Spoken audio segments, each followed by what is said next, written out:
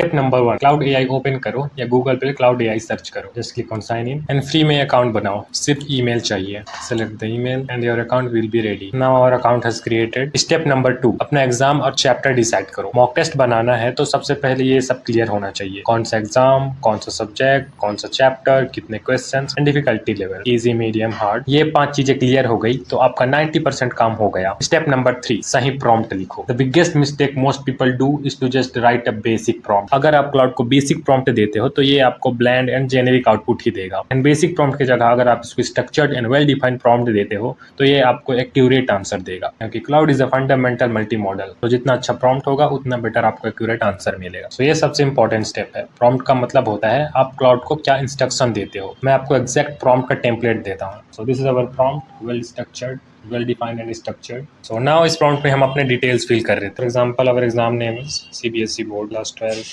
CBSE board exam and subject is physics, chapter name current electricity, total question 20, difficulty level medium. Now our well defined and structured prompt has ready, that is create a professional mock test for CBSE board exam. Subject is physics, chapter name is current electricity, total questions should be 20, difficulty level medium. Generate a high quality exam level MCQ test that closely match the style of previous year questions and expected future questions. Instructions: questions must be unique and non-repetitive. Cover all important concepts, formulas, definitions, and applications from the chapter. Include a mix of factual, conceptual, analytical, and application-based questions. Avoid obvious answer. Provide 4 options for each question. Maintain proper difficulty level throughout the test. Do not reveal answer immediately after questions. Give a separate answer key at the end. Add brief explanation for incorrect concept whenever necessary. Format the test exactly like a real exam paper. Generate the complete mock test. Now just click on the enter. Now our mock test is ready.